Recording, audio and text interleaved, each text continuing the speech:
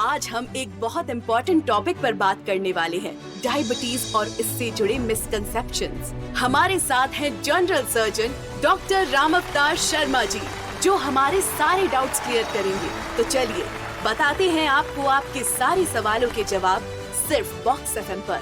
Think out of the box. So मुझे कुछ बोलने की जरूरत नहीं, विषय हमारा साफ है। जी हाँ डॉक्टर साहब, आपने जब डॉक्टरी की पढ़ाई की तब शायद डायबिटीज़ नाम की कोई बीमारी थी क्या? होती तो होगी पर क्षेत्र में आ गई थी। देखिए, उस समय एक्चुअल में जांच के इतने साधन भी नहीं थे, और दूसरा हमारे देश में क्या है कि लोग फिजिकल वर्क बहुत करते थे, तो डायबिटीज़ उस समय बिल्कुल ऐसे अनकॉमन सी होती थी जी। और दूसरा उस समय जो ब्लड शुगर लेवल थे उसके बारे में भी था कि वो काफ़ी ऊंचे लेवल तक भी डायबिटीज़ नहीं मानी जाती थी। तो समय के साथ वो लेवल्स नीचे आते जा रहे हैं, जो जो जीवन शैली हमारी बदलती जा रही है, तो उसकी वजह से अब डायबिटीज़ की जो संख्या है वो बहुत ज़्यादा बढ़ गई है। डॉक्टर राम अवतार शर्मा हमारे साथ उपस्थित है। बेबाक बातचीत करेंगे इस विषय में। जब पुराने ज़माने के लोग जम के मीठा खाते थे, मेरे शहर बीकानेर में मतलब 1 किलो रबड़ी खा जाना बहुत सामान्य बात हुआ करती थी। पुराने लोग हर चीज़ में मीठा खाते थे। कितने लोग डायबिटीज़ से परेशान होते थे, ये तब पता भी नहीं चलता था आँख कमज़ोर हो रही है या मर गए हैं तो डायग्नोसिस ही नहीं हो रहा। कौन पता लगाता था कि कौन किस बीमारी से मर रहा? देखिए, दोनों ही पक्ष हैं इसमें। एक तो उस समय क्या था कि शारीरिक श्रम ज़्यादा था। आपको कहीं भी जाना है 5, 7, 10 किलोमीटर आपको पैदल ही जाना पड़ता था, या आपको कोई ऊँट पे बैठ के जाना पड़ता था, तो वो या साइकिल पे जाना पड़ता था। वो सारी अपने आप में शारीरिक श्रम होता था, कसरत होती थी। और अब सारे साधन हैं कि आप बैठे और 15 मिनट के अंदर आप कहते हो कि साहब मैं 1 घंटे में वहाँ पहुँच गए। आपने एक भी कदम नहीं बढ़ाया, आपकी गाड़ी पहुँच गई, उसको आप अपना खुद का चलना मानने लग गए।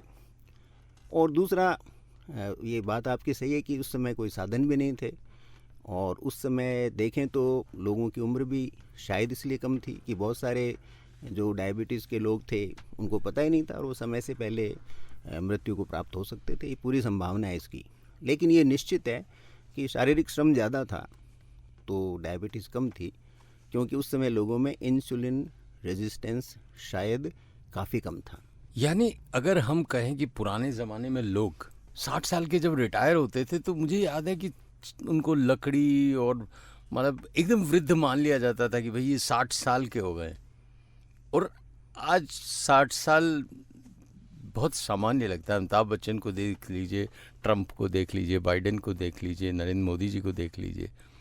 आपको लगता है कि 70 के पार भी जीवन उतना ही संघर्षमय है? पुराने ज़माने के लोग 70 या 80 होते ही तो ऐसा लगता आपने था। सारों को गिना दिया, मेरे को गिनाया नहीं। मेरे को क्यों नहीं देखते हो? मैं आपको बहुत छोटा समझता हूँ, 37 ईयर्स ओल्ड ओनली। जी। देखिए, होता क्या है कि जैसे हम डायबिटीज़ के थोड़े बेसिक एक फंडामेंटल मैं बताना चाहता हूँ, जिसके बारे में लोगों को शायद बहुत कम पता है, ज़्यादा बताया भी नहीं जाता है। हमारे शरीर में एक होता है इंसुलिन रेजिस्टेंस। यानी इंसुलिन क्या करती है शरीर में? इंसुलिन एक हार्मोन है, और वो हमारे पैनक्रियास की जो ग्रंथि है, अग्नाशय कहते हैं हिंदी में जिसको, उसमें बनती है। उसमें एक छोटा सा आइलैंड होता है, तो उसको आइलेट्स ऑफ लैंगरहैंस कहते हैं। तो उनके अंदर वो इंसुलिन बनती है। इंसुलिन का काम है, जो हम खाने में ग्लूकोज खाते हैं, जो कि हमारे लिए एनर्जी का सोर्स है। हमारे शरीर की एनर्जी है वो मुख्यतया ग्लूकोज से हमें मिलती है। तो उस ग्लूकोज को जो हमारी कोशिकाएं हैं, बॉडी सेल्स हैं, उनके अंदर भेजना पड़ता है। ये काम इंसुलिन करती है। और वो जो हमारी सेल हैं, जो कोशिकाएं हैं, वो लगातार उस ग्लूकोज को काम में लेती हैं एनर्जी के सोर्स के रूप में, तो हमारा ब्लड शुगर का लेवल बना रहता है। अब डायबिटीज़ में क्या होता है, कुछ केसेस के अंदर, मेजॉरिटी ऑफ केसेस रहता है, इंसुलिन की जो सेंसिटिविटी होती है सेल्स की, उनकी संवेदनशीलता होती है, या वो क्षमता जिससे इंसुलिन का प्रभाव कोशिकाओं पे पड़े, कोशिका ग्लूकोज को अंदर ले ले, वो असर कम हो जाता है। उसको इंसुलिन रेजिस्टेंस कहते हैं कि कोशिकाएं रेजिस्ट करती हैं, वो प्रतिरोध करती हैं कि ग्लूकोज को अंदर जाने से, यानी इंसुलिन का प्रभाव, इंसुलिन के आने का उन पर कोई असर नहीं पड़ता है, तो वो ग्लूकोज अंदर नहीं जाता। तो ग्लूकोज अंदर नहीं जाने से ब्लड शुगर में उसका लेवल बढ़ जाएगा और कोशिकाओं को एनर्जी कम मिलेगी तो हमारा शरीर है वो, उसका स्वास्थ्य है वो कमज़ोर पड़ने लग जाता है, शिथिलता आ जाती है। तो इंसुलिन रेजिस्टेंस जो है ना वो पिछले कुछ सालों में काफ़ी बढ़ रहा है। उसके पीछे कारण हम जानेंगे, लेकिन अभी एक छोटा सा संदेह मेरा, जो इंसुलिन ग्लूकोज जो भी बन रहा है उसको कोशिकाओं में भेजने का काम करता है। सो इंसुलिन तो बनता रहता है, कोशिकाएं रिफ्यूज़ करना शुरू कर देती हैं पॉजिटिविटी।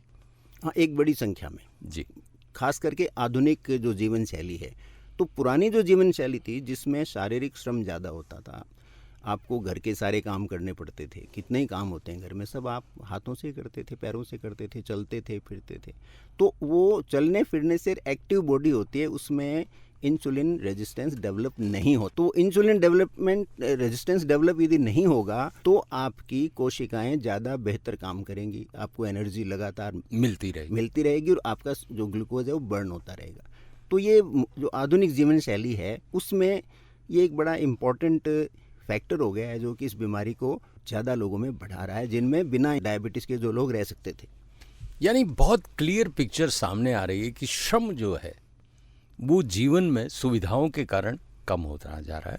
भौतिक सुविधाएं, दूसरी सुविधाएं, आज हम गाड़ी चाहते हैं कि मॉल के अंदर चली जाए और वहाँ से निकलती लिफ्ट में पहुँच गए और सीधा ऊपर।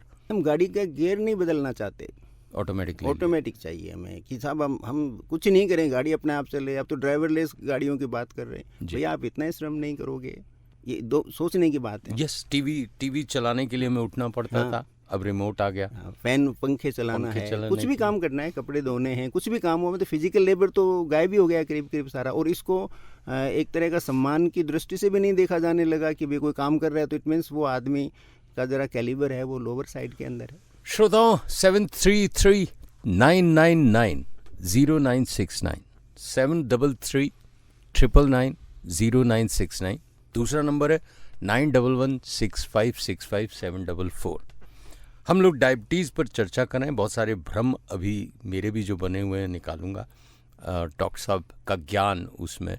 मैं डॉक्टर साहब को डायबिटीज़ का इलाज करते हुए कम से कम 30 वर्षों से देख रहा हूँ और बड़े बड़े डॉक्टर्स में, मतलब मन की बात बता देने में बहुत अच्छा रहता है। डॉक्टर साहब मेरी मदर का इलाज करते थे और डॉक्टर साहब का जो प्रिस्क्रिप्शन था, फिर लोग कहते थे कि भाई वो जनरल सर्जन हैं, फिजिशियन हैं, आप किसी स्पेशलिस्ट को दिखाओ। तो एक दिन मैं एक बहुत बड़े डॉक्टर का नाम नहीं लेना चाहूँगा, उनके गया। बड़ी सब भारी फीस थी। डॉक्टर साहब उस समय 20 रुपये लेते थे या 30 रुपये लेते थे और उनकी फ़ीस थी 500 रुपये। और सेम प्रेस्क्रिप्शन, वो जो 500 या 1000 लोगों को डायबिटीज़ के रोज़ देखते थे, उन्होंने जो दवा दी और डॉक्टर राम अवतार शर्मा जी ने जो दवा दी वो सेम थी। मैं उस दिन से कायल हो गया, इसलिए कि मुझे था कि डॉक्टर साहब पढ़ रहे हैं, लेटेस्ट मेडिसिन्स कौन सी आ रही हैं वो देख रहे हैं, इसलिए वो दीवानगी बढ़ गई। अब हम बात करेंगे डॉक्टर साहब, श्रम की तो हमने बात कर ली। एक हमारे श्रोता है जिन्होंने भी चैट पे लिखा था शुरू से ही कि भाई मैं सोचता हूँ कि मैं कम खाऊं, अगर मैं खाना कम खाऊंगा तो अपने आप मेरी ग्लूकोज बढ़ेगी नहीं। मुकुल जी, ऐसा नहीं है। खाना संतुलित होना चाहिए। यदि आप खाना आवश्यकता से कम खाओगे तो आपकी बॉडी में एनर्जी नहीं होगी। तो एनर्जी की कमी होने से बॉडी क्या करती है, हंगर मोड में चली जाती है जी। जैसे मैं आपको उदाहरण देता हूँ कि भारत में देखते हैं कि लोगों के जो पेट हैं बहुत जल्दी बढ़ जाते हैं। थोड़ा सा आदमी वेल ऑफ होता है, उसके पेट में फैट बढ़ जाती है। उसका कारण ये है कि हमारे यहाँ सदियों से अकाल पड़ते रहे इस देश के अंदर, और खाने पीने का हम लोगों को बहुत ज़्यादा, हमने जो साइंटिफिक एग्रीकल्चर है उसको बहुत लेट अपनाया। तो उसकी वजह से क्या है कि बॉडी को एक हंगर मोड का एक इनबिल्ट एक हमारे जीन्स में आ गया। तो वो जेनेटिकली होने की वजह से क्या होता है कि वो फैट में बॉडी फ़ौरन जो एक्स्ट्रा एनर्जी है उसको फैट के रूप में कन्वर्ट करने लग जाती है। आप यदि आवश्यकता से कम खाते हैं तो आपकी बॉडी हंगर मोड में चली जाती है और आपकी जितनी भी एनर्जी थोड़ी बहुत भी स्पेयर होगी तो फ़ौरन एब्डोमिनल फैट में कन्वर्ट हो जाएगी। और पेट की जो चर्बी होती है वो आपकी डायबिटीज़ से उल्टी आपको प्री डायबिटिक स्टेज में ले जाती है। सो पहला कॉलर पूछते हैं, उनसे क्या पूछना चाहते हैं। हेलो। हाँ सर, नमस्कार सर। नमस्कार जी। सर मुझे ना सर ये बीपी हमेशा बढ़ा रहता है और पसीना बहुत आता सर से।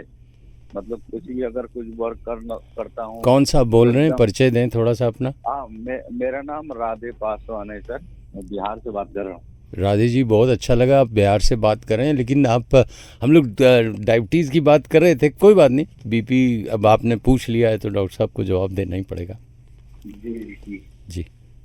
देखिए, बीपी तो आपको रेगुलरली और अपना एक चार्ट बनाना पड़ेगा। हर 3 दिन जी। बाद में एक बार अपना बीपी है वो नापो और उसका एक पूरा चार्ट बना करके और हाँ उसको जी, आप अपने डॉक्टर के साथ शेयर करो, तो फिर कोई आपको वो सजेशन दे सकता है।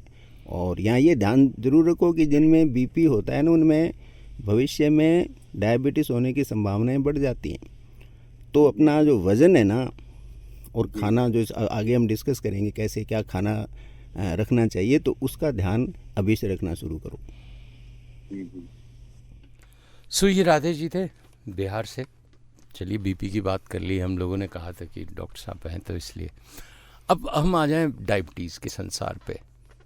बहुत सारी साइंस अलग अलग बातें करी। एक ज़माना था जब 120 तक फास्टिंग को सामान्य मानते थे। कुछ डॉक्टर्स 100 के बाद चेतावनी देने लगते हैं।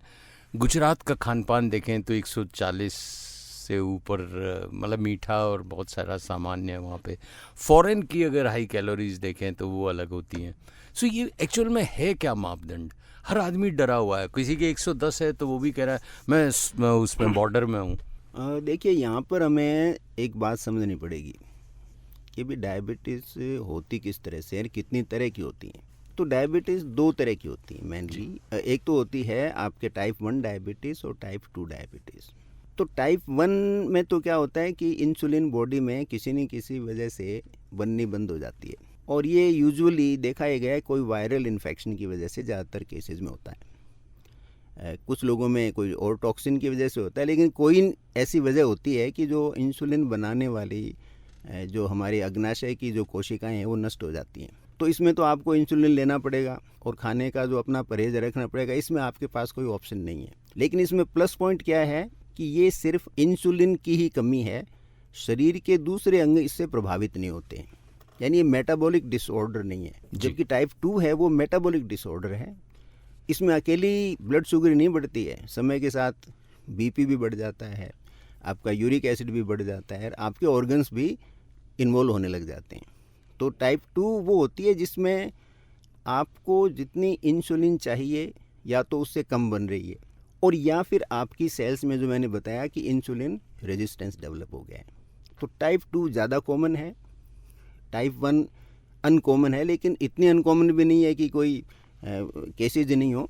ये भी रेगुलरली, खास करके अब कोविड जैसी जो बीमारियां आने लगी हैं वायरल, तो उसके बाद में टाइप 1 भी केसेस काफ़ी देखने में आ रहे हैं।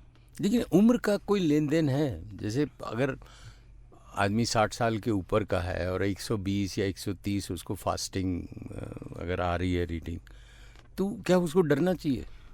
मैं आगे फिर कहना चाहूँगा ना कि वही बात है कि यदि आप शारीरिक श्रम अच्छा करते हैं, रेगुलर एक्सरसाइज करते हैं, आपका वज़न यदि मेंटेन रहता है और आपकी फास्टिंग यदि 130 तक भी है, तो मेरा व्यक्तिगत अनुभव तो यह है कि आदमी आराम से पूरी लंबी उम्र बिना किसी कॉम्प्लिकेशन के निकालते हैं जी।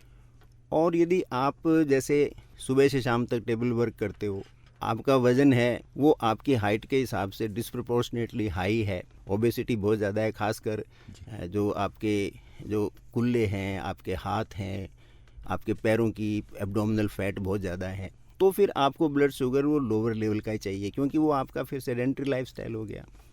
अब आप बैठे बैठे 5-5 घंटे 7-7 घंटे सोफे पे बैठे टीवी देखते रहते हो और आप चाहो कि 140 ब्लड शुगर आपका नॉर्मल माना जाए, वो नहीं माना जाएगा। उम्र का उससे फ़र्क नहीं पड़ता है, आप किस तरह का अपने शारीरिक श्रम कितना करते हो। अब आज की युवा पर आ जाए, 5 घंटे 7 घंटे उसको सॉफ्टवेयर इंजीनियर है या उसको कंप्यूटर पे काम कर रहा है, बैठना है, तो रात को वो OTT प्लेटफॉर्म देखेगा, सुबह लेट उठेगा, 8-9 बजे फिर सीधा भागेगा ऑफिस, खाने में जो मिल गया बर्गर पिज़्ज़ा या चाउमीन खा लेगा, पेट भर लेगा। लाइफस्टाइल टोटली अनबैलेंस्ड है। घूमने का, फिरने का, संडे उसको लगता है कि सो जाऊं, एक ही संडे मिलता है। आप कैसे एक्सपेक्ट करते हैं उनसे कि आधे से ज़्यादा को मिथ है कि हम जिम चले जाएंगे तो बस चाहे दोपहर को जाएं चाहे रात को जाएं वो श्रम कर लेंगे तो हम फिट।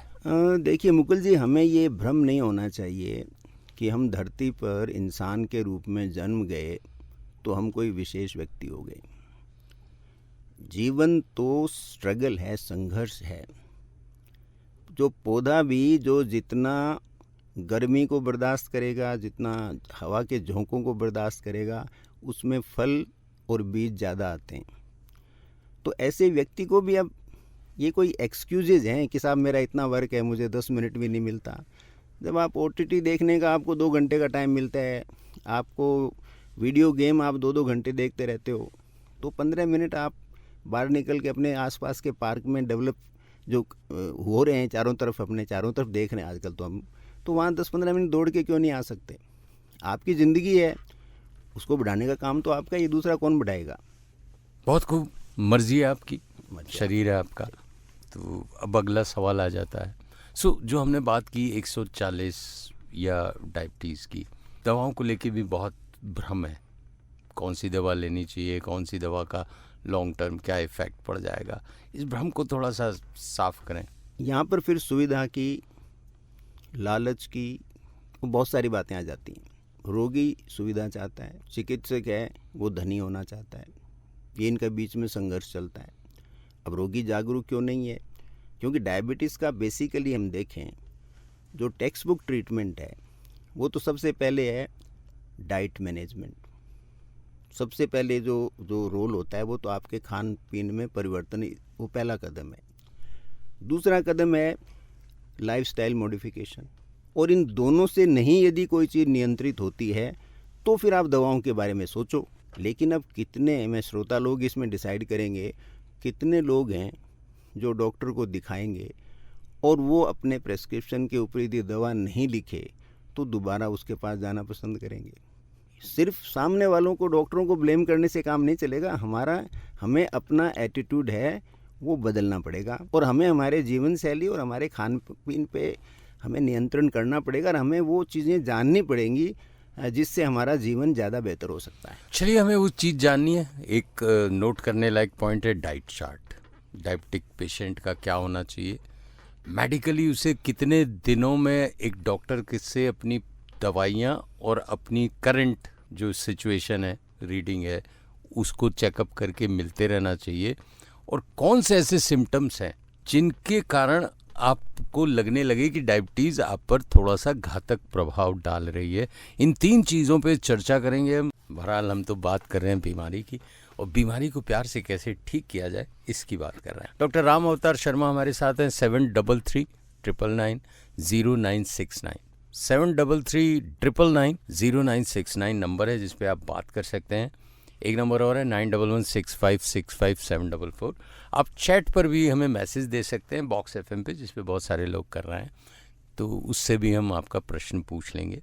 डायबिटीज़ के संदर्भ में आपकी कोई भी व्यक्तिगत समस्या हो या कोई भ्रांति हो, आप खुल के बात कर सकते हैं। तो हमने अभी ब्रेक से पहले बात की थी कि भोजन क्या करें। भोजन सबसे बड़ा इम्पॉर्टेंट रोल अदा करता है, नियमित लाइफस्टाइल और उसके बाद भोजन। आज का जिस तरह से भोजन होता जा रहा है, ऑयली या फैटी या पूरा चार्ट अगर हम अपने श्रोताओं को बताना चाहें कि भाई सादा जीवन उच्च विचार या क्या? देखिए मुकुल जी, खाने में बड़ा सिंपल है। सबसे इम्पोर्टेंट तो है टाइमिंग। अब यहाँ ये एक्सक्यूज चलेगा नहीं कि साहब मैं तो इतने बजे खाना नहीं खा सकता, क्योंकि जो मैं टाइमिंग बताने जा रहा हूँ वो बड़े सिंपल से टाइमिंग है। उस समय आप अपने लिए 15-20 मिनट आराम से निकाल सकते हो। तो सबसे इम्पोर्टेंट तो है कि आपका जो खाना है वो, या पूरी ज़िंदगी एक तरह से देखें तो सूरज के साइकिल के साथ चलनी चाहिए। इसको कहते हैं सर्कैडियन रिदम। मैंने पहले भी 1-2 पुराने प्रोग्राम में भी डिस्कस किया है, और इसको बार बार हैमर करने की ज़रूरत है लोगों को। तो आप सुबह का खाना आप 10 बजे के आसपास खा लो, उसके अराउंड। ये 2-2, 3-3 बजे ठंडा खाना खाना टिफ़िन के अंदर, ये किसी भी तरह लॉजिकल नहीं है। उसमें न तो आपको न्यूट्रिशन मिलता, और जो कुछ मिलता है वो कार्ब्स ही कार्ब्स मिलते हैं, और कुछ विटामिन वगैरह होते हैं वो डिस्ट्रॉय हो जाते हैं। तो खाना तो सीधा गरम गरम खाना आपको सुबह 10 बजे के आसपास लेना चाहिए। और चूंकि इंडिया में हम लोग चपाती खाते हैं तो रोटी जो है ना वो 100% गेहूं की तो होनी ही नहीं चाहिए जी। क्योंकि वो कार्ब्स का बहुत बड़ा सोर्स है, ग्लूटेन है उसके अंदर, ग्लूटेन रिच है वो, तो उसकी वजह से भी बॉडी पे इम्पैक्ट आता है और इनडायरेक्टली आपके ब्लड शुगर को ट्रिगर करता है वो। तो इसलिए उसके अंदर कुछ न कुछ मिलेट या मोटा आटा ज़रूर मिलाएं, बाजरा है, ज्वार है, जौ है, आपका थोड़ा बहुत रागी डाल सकते हो, कुट्टू का आटा उसमें ऐड कर सकते हो, मतलब 90-10 भी कर सकते हो, आप नहीं खा सकते हो, और अदरवाइज 60-40 जी। और 60-30 भी कैसे भी अपने हिसाब से, लेकिन 10 से 20% के आसपास आपको मोटा अनाज उसमें डालना ही चाहिए जी। और पुराने समय जो आप बता रहे हो, मेनली जैसे राजस्थान में हमने हमारे बचपन में देखा था, गेहूं तो होता ही नहीं था, बाजरे की रोटी, सब बाजरा खाते थे या चना खाते थे, तो इसलिए वो उनका जो फूड का जो बेस था ना, नहीं तो उसमें ग्लूटेन था और कैलोरी उसमें, मतलब बर्स्ट ऑफ कैलोरी नहीं होता था बॉडी में खाना खाने के साथ में, तो ब्लड शुगर लेवल कंट्रोल रहता था। यानी ऐसा खाना ना खाएं जिससे कैलोरीज एकदम बस्ट हो। तो एक समोसे में कहते हैं बम होता है, कचौड़ी बम होती है, डोसा बम होता है। ये तो ऑयल होता है, देखिए आपने कचौरी बनते देखो, कुकिंग ऑयल वही है जो आप एक बार में ही उसमें कुछ कुक कर लो, बाकी ऑयल आप कोई और काम में लो। कुकिंग ऑयल जो है वो दोबारा यूज़ नहीं होना चाहिए। ओके। और वहाँ जहाँ समोसे कचौरी बनते हैं तो वहाँ तो वो ऑयल सुबह चढ़ता है, रात तक चढ़ता रहता है, वो पॉइजनस होता रहता है, आप खाते रहते हो, धीरे धीरे आपकी बॉडी की सेल्स हैं वो डैमेज होती जाती हैं और लॉन्ग टर्म में आप उसकी कीमत चुकाते हो। दुनिया भर की गृहिणियाँ ध्यान दें या पुरुष भी ध्यान दें जो किचन किंग है, अगर आप ऑयल को लगातार, मैंने देखा है अमूमन कि एक बार यूज़ हुआ फिर रख दिया उसको, फिर 2 दिन 3 दिन बाद वो नहीं होना चाहिए, बिल्कुल नहीं होना चाहिए। दूसरा हमें याद रखना चाहिए, ऐसा कोई भोज्य पदार्थ नहीं होता जिसके अंदर अपना ऑयल नहीं होता, तो आपको बहुत ज़्यादा ऑयल की ज़रूरत कहाँ है सब्जी वगैरह बनाने में, क्योंकि हर सब्जी में अपने आप ऑयल होता है, नेचुरल वेजिटेबल ऑयल होता है, ये जी। हर अनाज में ऑयल होता है। भाई जिस चीज़ के दीमक लगेगी, दीमक का खाना क्या है, ऑयल खाती है, वो लकड़ी में भी जाती है तो उसका ऑयल खाती है, तो जिस चीज़ में दीमक लगे उसमें कोई बहुत बार का ऑयल ऐड करने की आपको ज़रूरत नहीं है, क्योंकि उसके अंदर ऑयल है। सो हमें खाने में एक तो ऑयली चीज़ें दूर रखनी चाहिए और ग्लूटोन के चक्कर में आटा कम खाएं। कुछ लोग कहते हैं आलू और चावल मीठा खा लेंगे, आलू चावल नहीं खाएंगे। देखिए चावल, एक तो जो रिफाइंड चावल आते हैं बिल्कुल वाइट, वो उसमें सिंपल कार्ब्स होते हैं। एक होता है वाइल्ड राइस, जो भूरा जो चावल होता है, तो वो उसमें फाइबर रिच होता है वो, तो उसका ग्लाइसेमिक इंडेक्स कम है, वो चावल आप काम में ले सकते हो, वो नुकसान नहीं करेगा। लेकिन जो अपने रिफाइंड चावल होते हैं जैसे बासमती वगैरह, तो उसकी ग्लाइसेमिक इंडेक्स कम होती है। यानी ग्लाइसेमिक इंडेक्स हम किसको कहते हैं, खाने में से ग्लूकोज कितनी तेज़ी से एब्जॉर्ब होता है। जैसे आपका मतीरा है, आपका खरबूजा है, आपका चीकू है, केला है और आपका पपीता है, इवन पका हुआ, तो इनमें कईयों के अंदर, खास करके पपीते में, मतीरे के अंदर ग्लूकोज का लेवल ज़्यादा नहीं होता है, लेकिन उनका जो उनके अंदर शुगर होती है वो सिंपल शुगर होती है इन सब के अंदर, तो वो जल्दी से एब्जॉर्ब हो जाती है और ब्लड लेवल शूट हो जाता है। इसके अगेंस्ट आम है आपका जी, आपका एप्पल है और आपका बबूगोशा है, तो इन सब में क्या करते हैं कि इनमें कॉम्प्लेक्स ग्लूकोज होते हैं, तो इनकी ग्लाइसेमिक इंडेक्स लो होती है।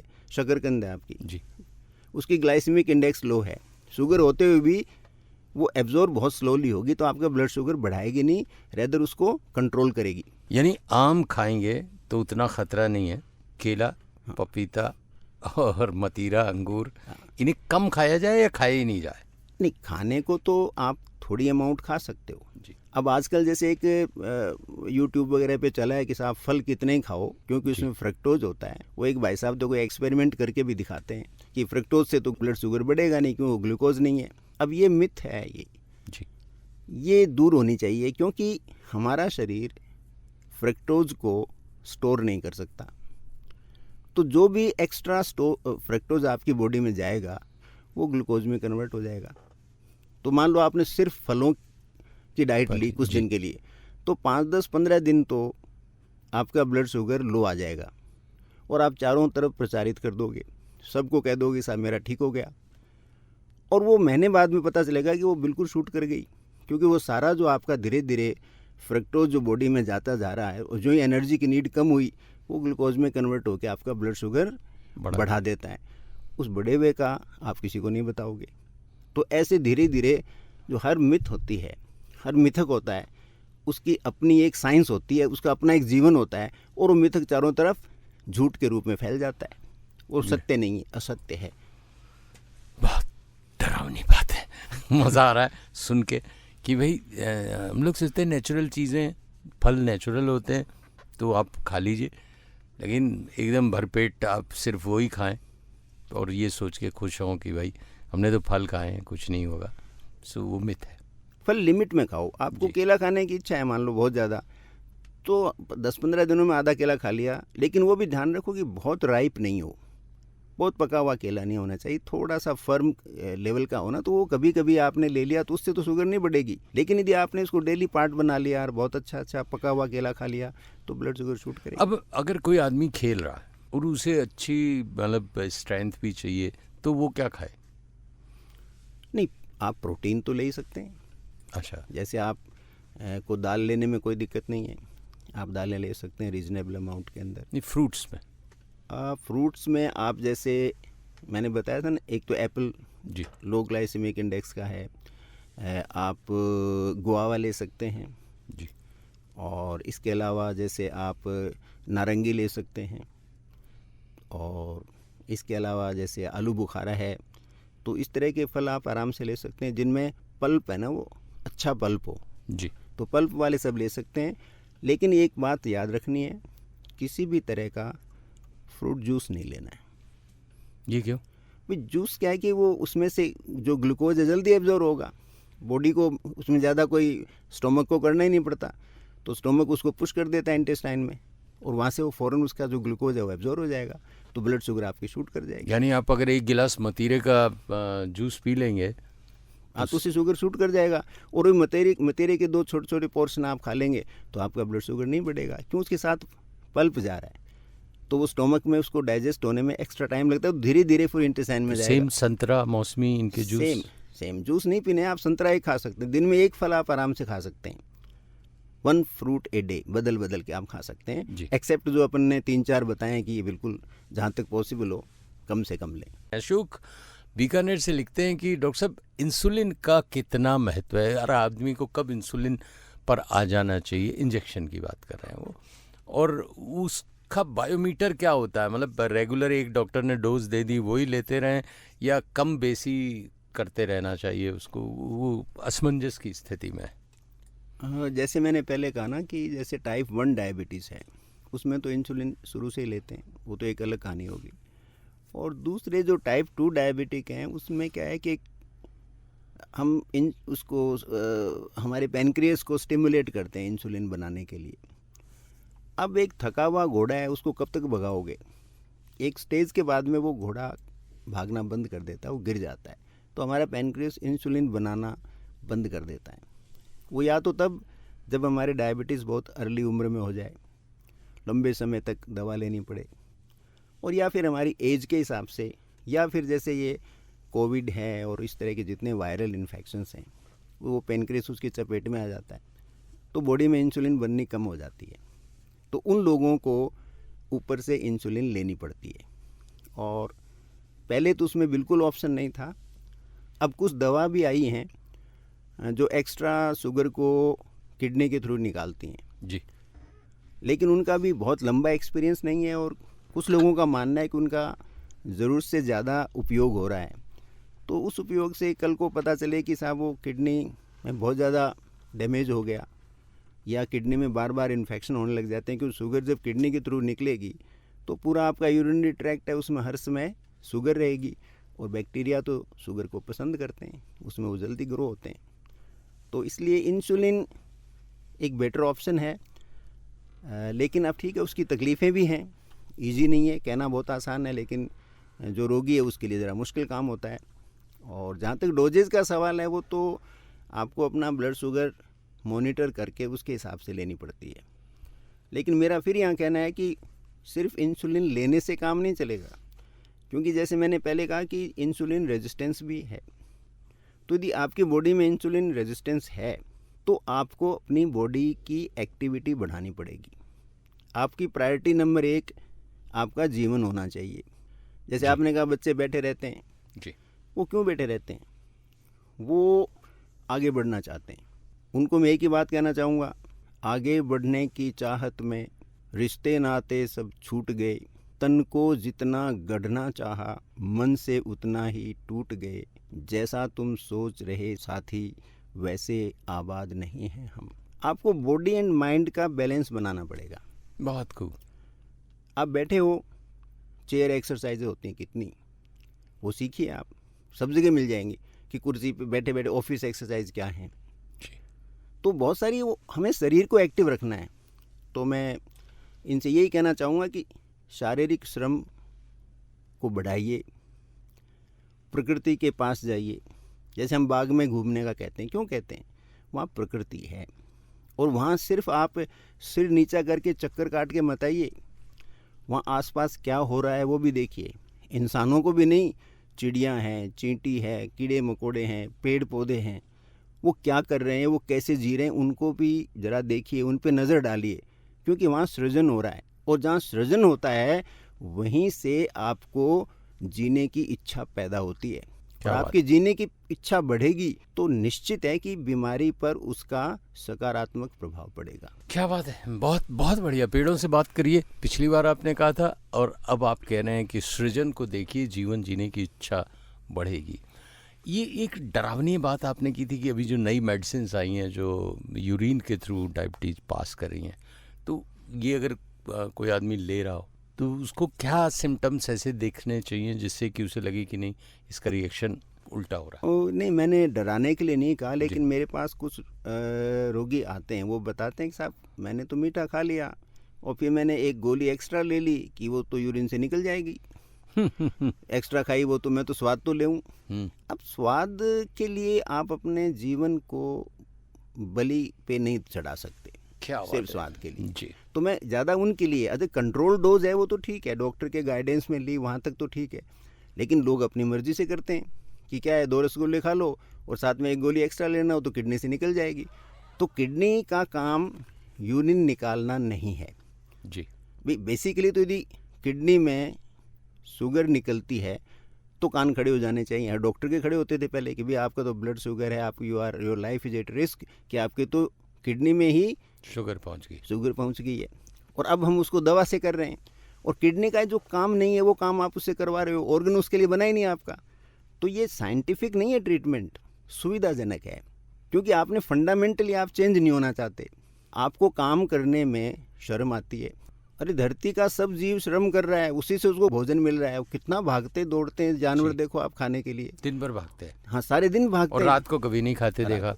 अब इसी पे आ रहे हैं दूसरा कि सूरज उगने के साथ खाना खाओ, और जब सूर्यास्त हो रहा है उसके आसपास शाम का खाना खाओ। ये रात को 11 बजे 12 बजे 1 बजे आप खाना खा रहे हो, भाई क्या कर रहे हो? आपका लीवर, आपका हार्ट, आपका किडनी, आपकी आंतें, सारे ऑर्गन रात को इस रिदम के हिसाब से 11 बजे स्टैंड बाई मोड में चले जाते हैं। वो भी थोड़ा सोते हैं, सारे दिन वो काम करते हैं, उनको भी आराम चाहिए, तो इसको स्टैंड बाई मोड कहते हैं।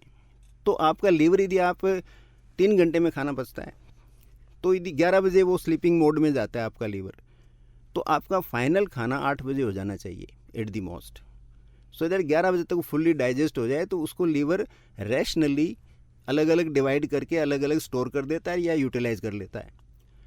अब आप खाना 11 बजे खाते हो तो आपका लीवर तो स्टैंड बाई मोड में क्या करेगा, वो हर चीज़ को ग्लूकोज में कन्वर्ट कर देगा।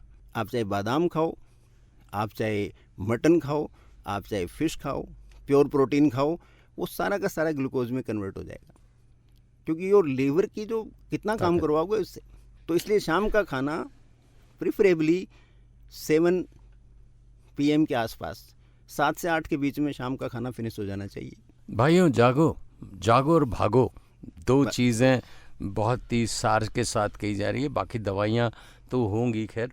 एक और बहुत अच्छी बात मैं डॉक्टर साहब से पूछूंगा कुछ ही देर में, लेकिन शान भाई हमारे बहुत बढ़िया सिंगर हैं, वो एक बहुत प्यारी संदेश दे रहे हैं। वही बात कह रहे हैं जो डॉक्टर राम अवतार साहब आपसे कह रहे हैं और मैं कहना चाह रहा हूँ। दौड़िए, कूदिए, बहुत सारे पार्क आपके आसपास बन गए हैं जहाँ पे बहुत सारे कसरत करने के भी साधन हैं। अरे कभी घर से बाहर निकलिए, कभी छत पे टहलिए, कभी दुनिया को पैदल चल के देखिए, कार से उतरिए और श्रम कीजिए, ज़िंदगी खूबसूरत होगी। वरना दवाइयों का ढेर 1 किलो आधा किलो आपके घर में, आपके ड्राइंग रूम में आपका कहीं न कहीं मिलेगा। एक सवाल और डॉक्टर साहब से पूछना चाहूँगा। जैसे आप खेलते हैं, आप खेलने से पहले अपनी डायबिटीज़ नापेंगे तो कुछ कम आएगी, खेल के आने के बाद ज़्यादा आएगी। आदमी डर जाएगा कि यार मैं तो खेल के भी आया था और उसके बाद और बढ़ गई। इसके पीछे कोई साइंस? नहीं, वो तो बड़ा सिंपल है कि बॉडी को तो ग्लूकोज चाहिए ना एनर्जी के लिए। जी। तो बॉडी ग्लूकोज बनाएगी, जो आपकी फैट है वो बर्न होके ग्लूकोज में कन्वर्ट होगी, और ग्लूकोज में कन्वर्ट होगी तो आपके एक बार तो सिस्टम में आएगी ना, तो सिस्टम में आएगी तो एक बार ब्लड शुगर बढ़ेगा। तो इसलिए ब्लड शुगर हर समय इस तरह से जांच भी नहीं करनी चाहिए जी। उससे क्या आप फिर ऑब्सेसिव हो जाते हो 24 घंटे, फिर वो आपको आप एक फियर साइकोसिस हो जाती है।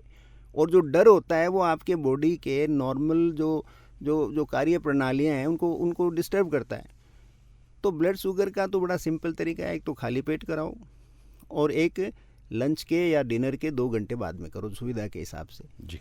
और आजकल वो नया आ गया है जैसे HbA1c, वो 3 महीने में कराओ। अब यहाँ HbA1c को समझना ज़रूरी है, क्योंकि बहुत सारे लोग रिपोर्ट देख के वो खाली उसको मैथमेटिक्स मानते हैं। ये मैथमेटिक्स नहीं है जी। HbA1c का मतलब है कि आपके जो हीमोग्लोबिन है उसका कितना परसेंट शुगर ने उसको अटैच कर रखा है अपने से। जितना शुगर उसको अटैच करेगी उतनी ही उसकी ऑक्सीजन ले जाने की क्षमता कम हो जाएगी। तो आपकी कोशिकाओं दोबारा डॉक्टर साहब, थोड़ा सा और विस्तार से प्लीज़। देखिए, HbA1c है आपके हीमोग्लोबिन का। हीमोग्लोबिन का काम है कि आपके शरीर में ऑक्सीजन और जो भी आपके पोषक तत्व हैं वो कोशिकाओं तक पहुंचाने का काम है। ब्लड में जो हीमोग्लोबिन होता है उसका। तो अब यदि आपके हीमोग्लोबिन पे मान लो 10% के ऊपर शुगर अटैच है जी, नॉर्मल आदमी के 5.2 तक ये सही होती है, 5.2 अलग अलग मशीनों के हिसाब से, वहाँ तक तो शरीर बर्दाश्त करता है, उतना तो होता ही है क्योंकि शरीर को ग्लूकोज भी चाहिए। उससे जो ऊपर बढ़ती जाती है तो आपके शरीर की कोशिकाओं में ऑक्सीजन कम पहुंचेगी। ग्लूकोज ज़्यादा हो गई, ऑक्सीजन कम हो गई। उसमें क्या होता है कि जो आपके जो डिस्टल पार्ट हैं बॉडी के, जैसे पैरों के अंदर है, तलुए हैं, आपके हाथों की अंगुलियां हैं, तो उनमें सबसे लास्ट में ब्लड पहुंचता है, तो वहाँ तो ऑक्सीजन वगैरह बहुत कम हो जाएगी। इसलिए जो डायबिटिक कहते हैं ना, पाँव मेरे ऐसे लगता है जैसे है ही नहीं, सुन्न हो गए मेरे पाँव, डायबिटिक न्यूरोपैथी कहते हैं उसको जी। तो वो यदि HbA1c उससे ज़्यादा रहेगा, 8, 10, 11, 12 रहेगा, तो वो धीरे धीरे वहाँ की कोशिकाएं आपकी मृतप्राय सी हो जाती हैं। जी। तो इसलिए उसको सिंपल मैथमेटिक्स नहीं मानना चाहिए। हमारा टारगेट होना चाहिए कि वो हर हालत में 7 से नीचे रहे। आइडियली तो वो 5 के आसपास रहना चाहिए, लेकिन 7 से तो नीचे रखने की कोशिश करनी चाहिए। और अगर जिनका 7 से लेकर 10 तक है वो वही कंट्रोल शुरू करें, वही वो कंट्रोल करें। टाइमिंग, खाने का टाइमिंग। देखिए, आपका धरती पर जो सबसे बड़ा काम है ना, वो है अपने आप को बचाना। अप दीपो भवा जी। दीपक सबसे ज़्यादा रोशनी अपने पास रखता है तो कमरे को रोशन करता है। सूरज सबसे ज़्यादा गर्मी अपने पास रखता है तो सृष्टि का निर्माण करता है। कमरे की ट्यूबलाइट जो निर्जीव मानते हैं, वो भी सबसे ज़्यादा रोशनी जब तक अपने पास रखेगी आपका कमरा चमकेगा। तो आप सब कुछ सबसे पहले अपने आप पे फोकस क्यों नहीं करते? अब आप अपने आप पे फोकस करते नहीं और दुनिया का भला करने चले। अरे भाई, कंगला भी किसी को घर पे बुला के खाना खिला सकता है क्या? पहले खुद दीपक बनो, खुद में रोशनी पैदा करो, पहले खुद हेल्दी आप बनो, मैसेज अपने आप जाएगा, कहने की ज़रूरत नहीं होती है। क्या बात है डॉक्टर साहब, आप काउंसलिंग कब से शुरू कर रहे हैं? मुझे लगता है आपसे बात करके लगता ही नहीं है कि हम कोई डरावने वाले डॉक्टर से बात करें। आप शुगर कोटेड टॉक्स के माध्यम से बातें भी कह देते हैं और चुपती हुई बात भी हो जाती है कि जगना। शुगर कोटेड की बात नहीं है मुकुल जी। देखिए, आपने कौन सा वो दिन है जो जन्म लेने के बाद में आज तक 100% अपने लिए जिया है? पूरी जिंदगी में आदमी एक भी दिन 100% अपने लिए नहीं जीता है। तो वो जब आप दबाव की ज़िंदगी जियोगे तो उसके परिणाम तो शरीर पे आएंगे। अब आप हेल्दी नहीं हो और आप ये मानते हो कि मैं तो बीमार हूँ, बीमार नहीं हो आप। बीमार मानसिकता के शिकार हो आप इससे बाहर निकल सकते हो, काफ़ी हद तक बाहर निकल सकते हो। हाई ब्लड शुगर के साथ भी लोग आराम से ज़िंदगी जीते हैं, विल पावर वाले। तो विल पावर चाहिए और एक योजना चाहिए कि भाई ये चीज़ें मुझे नहीं करनी है, वो दृढ़ इच्छा शक्ति चाहिए। क्या बात है। डायबिटीज़ के रोगियों को जस्ट एक प्रिकॉशनरी और क्लोजिंग संदेश कि न वो डरें और न भयभीत हो और न ही इतना स्वतंत्र हो जाए कि भाई 2 गोली ज़्यादा खा लेंगे और एक रसगुल्ला उड़ा लें। शरीर को काम में लो जी, जितना सबसे। हो सकता है, शरीर को काम में लो, क्योंकि शरीर बना ही काम करने के लिए। डॉक्टर राम अवतार शर्मा साहब, बहुत बहुत शुक्रिया